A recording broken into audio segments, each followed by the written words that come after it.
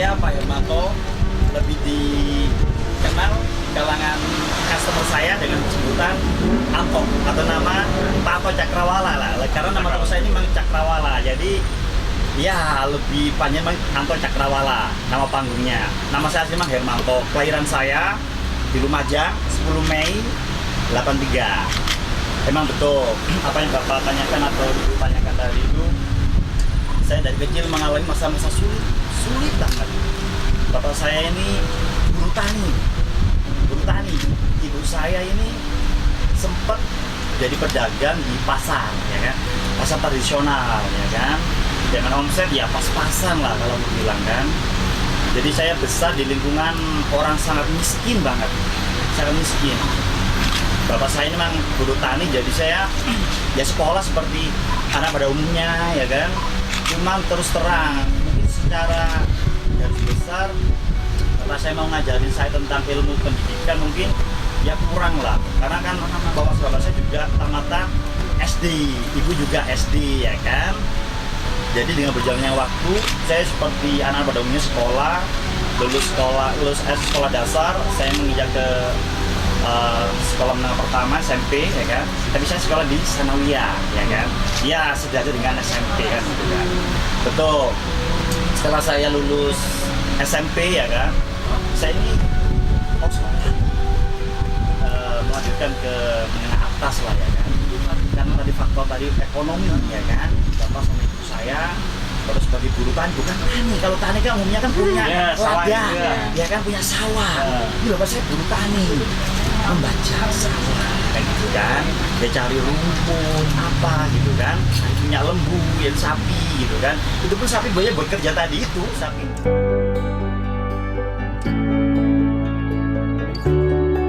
Iya. Nah terus pada saat saya SMP, saya kan memang dia jualan lah di pasar tradisional dengan penghasilan ya pas-pasan, bukan cukup pas-pasan, ibaratkan cukup dimakan lah kan gitu kan. Jadi waktu itu pas lulus SMP, saya ini pengen melanjutkan ke SMA ceritanya ini kan. Ini saat itu saya tuh pengen banget, ternyata dari bapak sama ibu gak ada biaya untuk melanjutkan SMA. Iya, saya sempat sama kakak, ya sudahlah, kamu coba bikin seragam SMA dulu, sebab nanti bapakmu ini bener-bener ada deket artinya kamu bisa menjual ke SMA. Ternyata saya sudah mau berseragam, pakai seragam SMA, ini sudah mau pin daftar karena berhubung kalau mungkin biaya daftar boleh lah, mungkin bisa, tapi untuk biaya ke depan bapak yang kita pikirkan kayaknya nggak mampu nanti kalau mau SMA. Sedangkan menjaga seperti itu cukup dimakan. Saya saudara kedua, kakak saya cewek namanya Ari, ini kan kakak saya itu pun juga sama, cuma itu sampai SMP itu pun rumusnya di pondok pesantren, ya kan. Nah, saya ini memang di umum kan sama Sanawiyah. Pas lulus aku bilang tadi itu di awal terus SMP itu sudah sempat pakai seragam, ternyata bapak memang benar-benar tuh nggak bisa membiayai gitu kan, membiayai. Artinya bapak sama ibu ini ya sudah, kamu saya ajak ke Bali aja. Kan ceritanya gini, bapak itu mengalami kebangkrutan dalam usaha ceritanya. Pada saat itu bapak itu mau kebangkrutan, saya masih SMP itu kan. Bapak juga masa gitu-gitu aja, kepingin berubah nasib gitu kan, karena di agama saya sebagai muslim, ya kan, ada ayat yang mengutip Allah atau Tuhan tidak bisa merubah nasib suatu kaum kecuali kaum itu sendiri mau merubahnya. Nah, saya sering dengar motivator utama kayak Bob Hasan, sekolah tinggi bukan jaminan. Karena saya bilang sarjana lah, bukan jaminan. Tapi kalau kita ada kemauan, ya insya Allah apa yang nggak mungkin bisa mungkin. Yang pertama apa kemauan dulu memang, terus yang kedua ya ada relasi yang pasti. Ya kalau memang bisa lebih cepat ya ada modal, tapi kalau nggak ada modal ya setidaknya ya semampunya sudah, mau gimana kan, semampunya.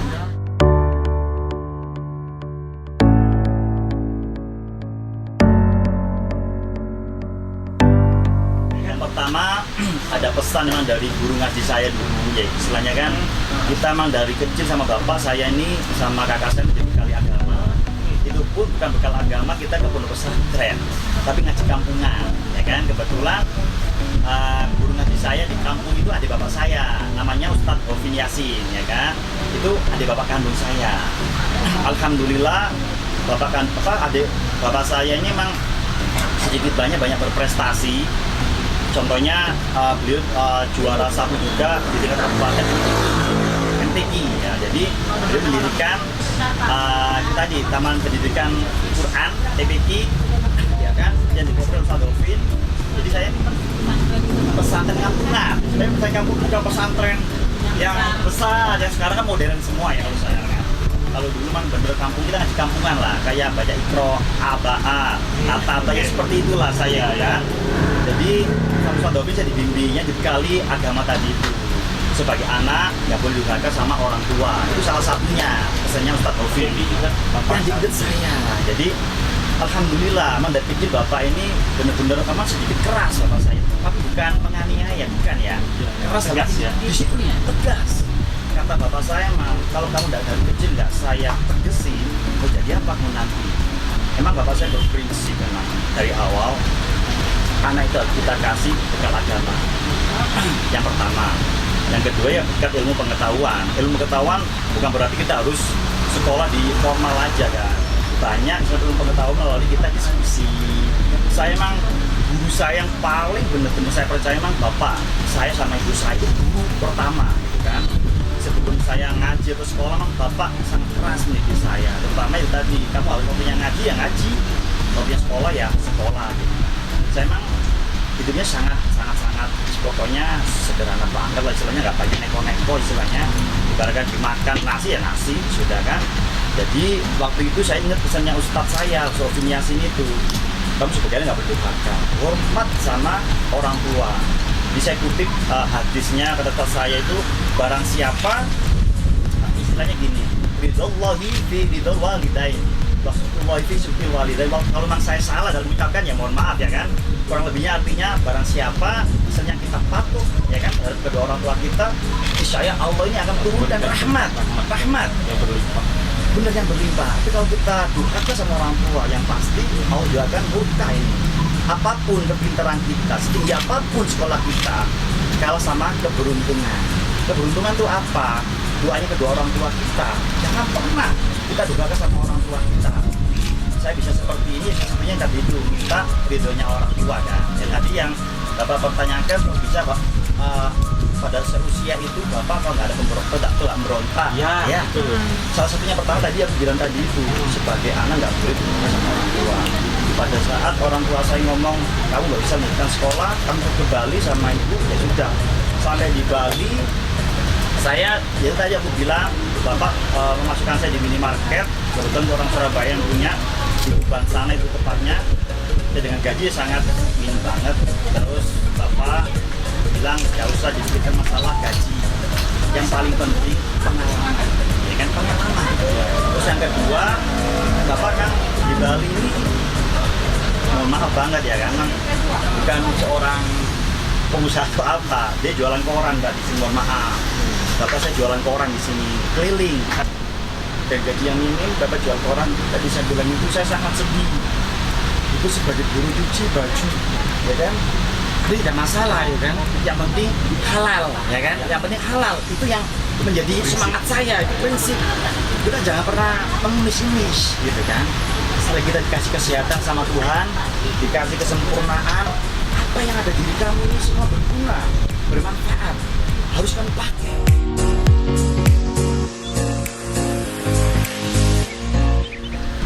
Kita kenal lagi sama temennya orang Surabaya juga, gitu kan.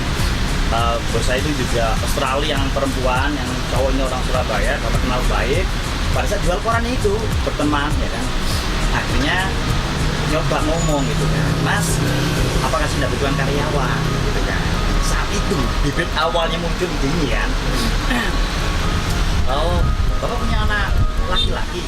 Iya, saya punya. Umur berapa? Gitu kan. Ya kurang lebih umurnya sudah ya 17 tahun, gitu kan, 17 tahun. Karena waktu itu kan saya masih dari market, itu antara usia itu usia berapa sih? 14, 15, ya, 16 itulah, gitu kan, 17 tahun. Akhirnya saya disuruh datang. saya nggak bawa surat lamaran kerja. Tahu ini dari mana? Saya lulusan SMP, ya kan? Jadi saya datang dengan, ya sudah, Bapak nyuruh saya pakai baju koko. Mau karena begini, apa namanya, sebelumnya teman bapak saya ini, apa namanya, budi karyawan memang sebelumnya suka minum-minum, suka pergaulan yang nggak baik lah, intinya nggak baik kan. Jadi katanya teman bapak saya ini kepingin tahu saya, anak bapak kayak apa, saya ingin tahu gitu kan. Sangat menentukan pada saat kita bertemu kayak gini, bisa dilihat kan istilahnya kan, kali ini apa. Jadi saya memang terus terang pakai baju koko, pakai sarung, pakai kopiah, datang. Ditanya seperti mbaknya, seperti bapak seperti ini. Loh, kamu apa namanya, anak bener anaknya Bapak Sumahid, nama saya, bapak saya namanya Sumahid, ibu saya namanya Munasri, ya kan. Jadi bapak saya itu masih jualan koran. Jadi saya dibawalah ke bos saya itu yang jualan seperti ini. Saya ditanyain, kok bener kamu namanya apa? Anaknya Bapak Sumahid? Ya betul Pak. Terus apa namanya? Kamu bener sum-sumin bekerja? Iya Pak, saya sum-sumin bekerja. Kamu lulusan apa? Saya lulusan SMP Pak. Saya pingin sekolah SMA Pak. Berhubung bapak saya tidak mampu, ya saya mau nuntut Pak. Tapi saya mau memaksa bapak saya, ya gitu kan. Akhirnya berjalannya waktu, tugas saya pertama sama bos saya disuruh nyuci motor. Nah, lulusan SMP, apa yang mau diharapi? Ya kan? Santan tulisan itu ya. Lulusan SMP nyuci motor, nyapu-nyapu lantai, ya kan? Nyapu-nyapu apa namanya, lantai atas juga, karena bos saya kan seperti itu, ngasih kerjanya seperti itu dulu, gitu kan. Kan dari hati saya, kata bos saya ini memang sengaja emang kan, biar anak ini kan ngerti betul dari nol. Nah, kerjaan seperti ini mau nggak kan gitu, istilahnya menguji saya juga kan. Saya telaten nih, saya tekunin. Lama-lama berjalannya waktu berapa tahun, saya jadikan staf toko sudah. Terus saya nggak di toko kan, tapi saya nyapu-nyapu, cuci motor, cuci mobil, ya sudah semua. Ini pekerjaan rumah tangga lah, ya kan. Saya turutin aja, saya ikutin aja maunya bos seperti itu. Karena emang dalam hati saya itu berprinsip memang, kalau kita perlu diperhatikan bos, perhatikan apa yang dia perintahkan. Yang paling saya pegang betul kejujuran, disiplin, tanggung jawab. Semua perintahnya bos patuhi, kecuali perintah negatif. Contoh perintah negatif, nanti kamu ikut saya dugem ya ke kafe ini ya. Tidak, perintah negatif saya nggak akan ikut meskipun bos yang merintahkan. Tapi kalau bos menyuruh, apa, besok cuci motor saya ya, cuci mobil saya siap. Saya bangun pagi, jual subuh, cuci sudah. Sudah, nggak masalah, itu semua itu bukan kerjaan hina, bukan. Itu mah halal, emang seperti itu adanya, ya kan? Kita mau menuntut apa? Jalannya waktu saya dipercaya di toko. Akhirnya lama-kelamaan bertambahlah karyawan, terus ada yang apa namanya, security mulai banyak yang mengenal. Tapi bos saya itu buka outsourcing gitu, ya kan, kayak jaga security gitu. Saya juga sempat disuruh ngurus, ya. Saya juga mulai ada peluang-peluang, ya kan. Misalnya belajar, mempelajari semuanya. Dalam hati saya semuanya adalah ilmu ini, semuanya ilmu. Tergantung kita bisa mengambil nggak ilmu itu. Contoh, ilmu kita dalam melayani. Satu, memang kita harus pandai melayani. Karena pembeli ini kan hampir 75% yang masuk ke toko kita itu pasti ingin belanja. Yang 25% dari kita pelayanan. Kalau pelayanan kita ini baik, ya kan, smart dalam artian kan senyum selalu, ya kan, ramah, ya 3S tadi itulah, ya kan. Jadi insya Allah meskipun tamu itu nggak belanja saat itu, sedianya kita memberikan yang terbaik, pelayanan, ya kan. Suatu saat orang itu akan ingat dengan saya, suatu saat ya, oh dengan senyumnya anak itu loh, kan, anak itu ramah banget gitu loh. Saya kan nanti pas butuh barang ini saya kesana aja deh, gitu lah. Lama waktu berjalan akhirnya bos saya kasih kepercayaan, karena sudah makin banyak, saya dianggap sebagai manajer atau kepala toko lah istilahnya kan.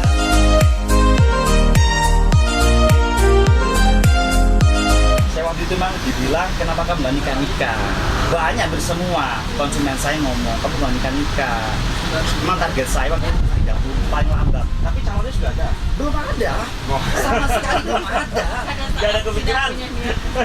Pada saat usia 30 itu, saya bertemu sama calon istri saya, namanya Yunia Listiawati. Dia ini bekerja di salah satu klinik terkenal di Bali.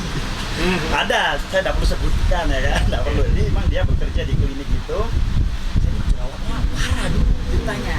Ibaratkan cowok itu, wah jerawat sebel aja kan.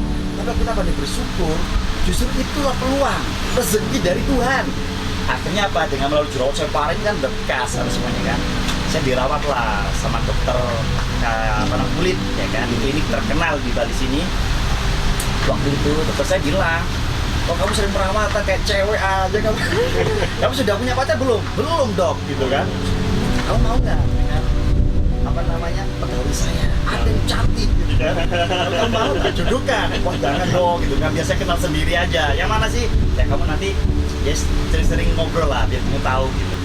Di situ ternyata ada pegawai namanya Yuni Setiawati.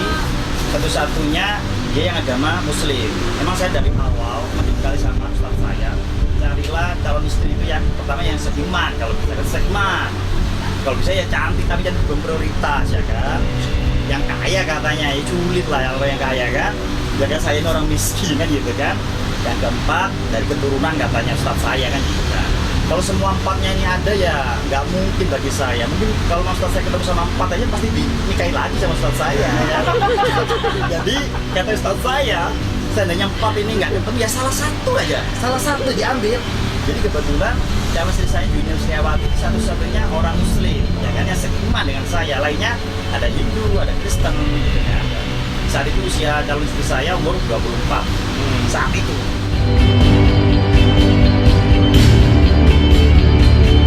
Oke, ya ini cerita panjang ya, makanya lumayan panjang soal cerita singkatnya kan. Ya akhirnya saya nikah sama istri saya. Saya lah mulai merintis usaha ini sekarang. Ya itu pertanyaannya kan. Saya waktu itu memutuskan sejak saya menikah memang saya ingin keluar dari tempat saya bekerja gitu kan. Saya ngomong sama bos saya, Pak mohon maaf saya ingin usaha sendiri gitu kan. Usaha apa ya kan? Ya usaha kecil-kecilan ya kan. Kalau saya buka toko seperti bapak seperti ini ya uang dari mana? Saya nggak punya modal apapun gitu kan. Terus akhirnya saya kamu rencana mau buka di mana? Saya mau buka di Jalan Teguman biar dekat sama bapak. Jadi saya sama istri tidak ngobrol sebelumnya kan, cuma kita nggak usaha sendiri aja gitu kan. Kamu sebagai kasir, saya sebagai marketingan langsung bisa gitu kan. Jadi ceritanya saya ini ngontrak awalnya di sebelah yang kerja sendiri itu kecil gitu kan. Pertama saya ngontrak itu ya nggak, itu tahun 2014 ya, 2014 pokoknya setelah saya menikah 2013 saya menikah 2014 saya sama istri ya udah ayo kalau kamu mampu kerja sendiri ayo support. Memang istri saya semenjak saya menikah sama istri aku saya suruh berhenti karena apa, saya sebagai laki harusnya bertanggung jawab ya kan. Udah nggak yang istri tidak selalu bekerja karena bagi saya nanti itu prinsipnya begitu. Kalau istri bekerja, terus suaminya bekerja, nanti suami pulang ke rumah, nggak ada siapa-siapa sama aja, kesannya kayak hampa, kayak nggak punya istri. Jadi saya ini biarinlah kamu makan ikut saya, gitu kan.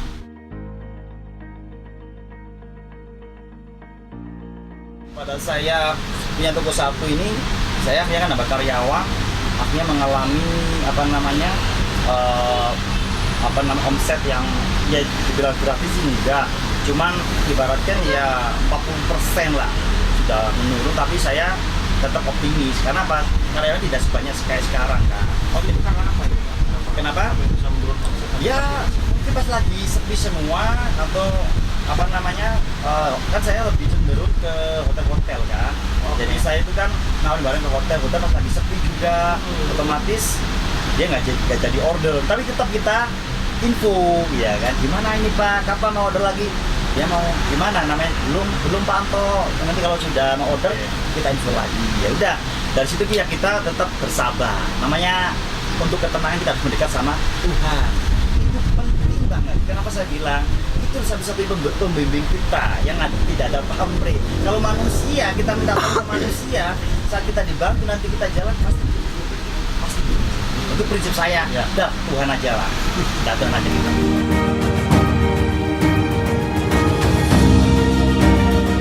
bagi anak muda, jangan patah semangat kalian, bahwa semuanya pasti bisa. Satu, dengan satu catatan, harus ada kemauan, tanamkan kejujuran dimanapun kamu bekerja, baik itu kerja sendiri maupun ikut orang lain. Harus jujur, disiplin, tanggung jawab, yang pasti patuh, taat sama perintahnya bos. Tak garis bawahi kalau perintahnya itu positif. Tapi kalau perintahnya itu negatif, misalkan diajak minum, diajak dugem, jangan mau. Yakinlah dengan kemauan kalian pasti bisa. Yang kedua, banyaklah relasi, banyak teman. Itu penting banget untuk menunjang kesuksesan kalian nanti ke depan. Yakin saya. Yang ketiga, kalau memang kalian bisa ada modal itu lebih cepat lagi.